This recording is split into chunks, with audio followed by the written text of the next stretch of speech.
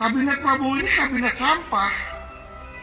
Ya karena orang-orangnya nggak ada yang kompeten di situ. Berapa banyak dari menteri-menteri Prabowo itu yang akan nantinya terjerat korupsi, memilih kabinet dengan isi-isi menteri sampah, itu ada pilihan yang bodoh.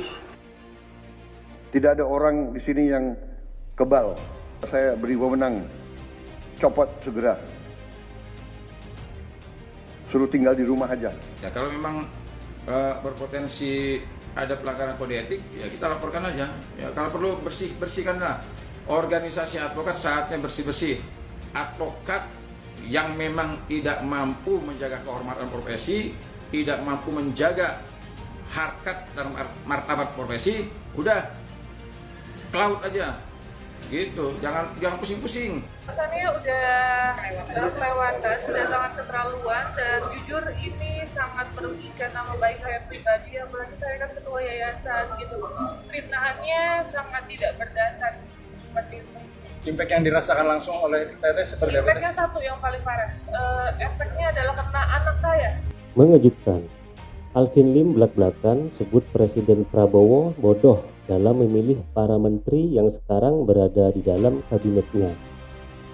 Ucapan Alvin Lim mendapatkan kecaman berbagai pihak, apalagi sebelumnya Alvin Lim sudah menuduh Novi sebagai wanita penghibur.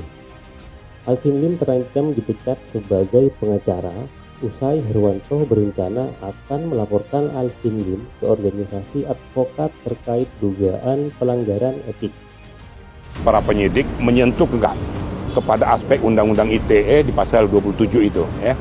Berarti sudah konsultasi terhadap Pak Irjen juga terkait ini, betul mau melaporkan Alvin Lim dari... Sudah disampaikan kepada saya, tapi saya masih memberikan suatu gambaran, tapi dari pihak Novi sudah siap untuk melakukan itu, akan melakukan pelaporan ke Barreskrim Polri.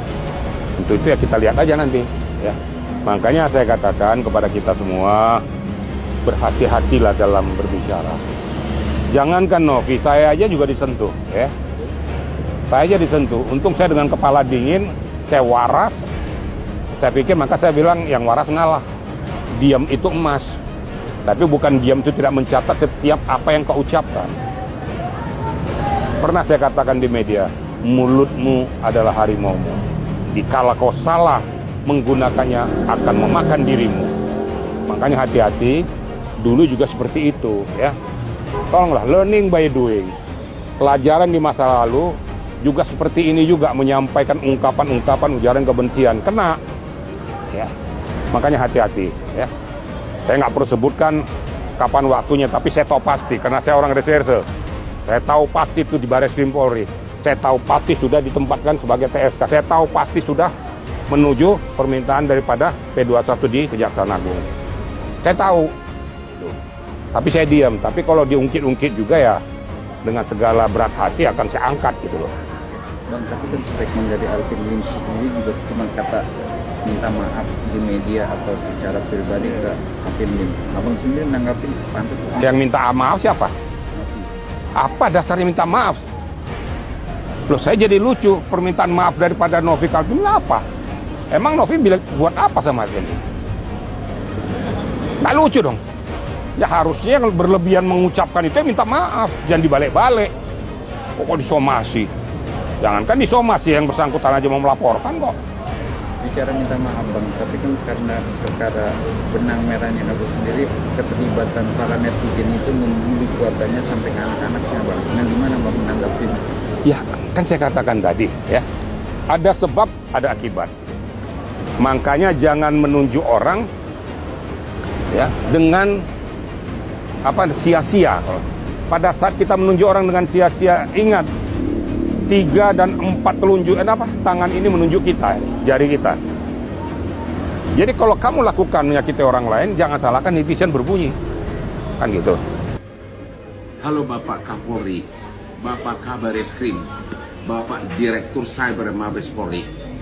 Hotman telah ditanyain, dihubungi beberapa teman dari instansi kejaksaan yang dulu kejaksaan membuat laporan polisi di Mabes Polri terhadap terlapor seorang oknum pengacara berinisial AL.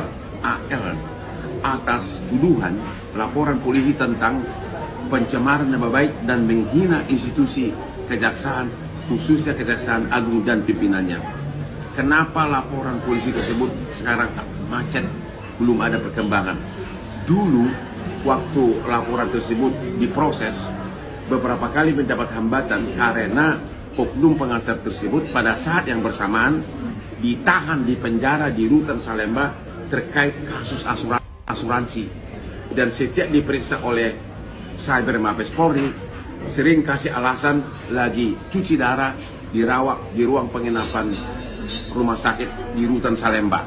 Sekarang dia sudah bebas berkeliaran, jadi rekan-rekan kejaksaan menghimbau kepada Mabes Polri untuk segera memproses laporan tersebut dan segera melimpahkannya agar segera diadili.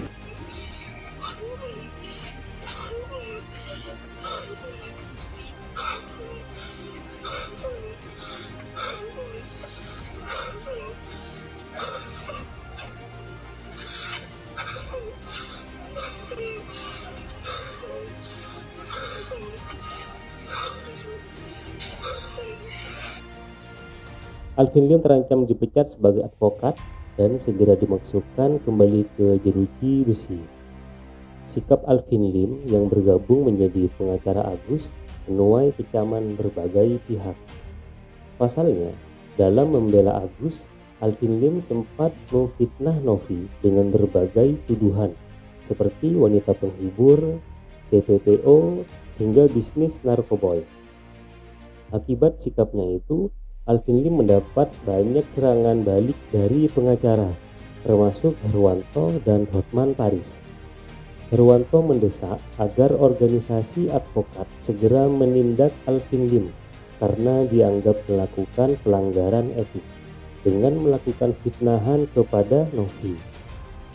Hotman Paris juga membongkar kebobrokan Alvin Lim, di mana Alvin ternyata masih terjerat kasus pencemaran nama baik kejaksaan. Hotman mengungkap setidaknya ada 8 laporan yang dibuat pihak kejaksaan terkait Alvin Lim. Menurut Hotman, laporan tersebut sempat macet karena saat itu Alvin Lim sering beralasan sakit hingga lolos dari pemeriksaan. Hotman Paris mengaku bahwa pihak kejaksaan sudah mendesak polisi untuk segera menangkap Alvin Lim yang kini sudah bebas. Hotman juga meminta kepada Kapolri agar segera memproses kasus yang masih menjerat Alvin Lim. Alvin Lim yang dulu banyak mendapat dukungan dari netizen, kini banyak netizen justru mengharapkan agar Alvin Lim dipenjarakan kembali.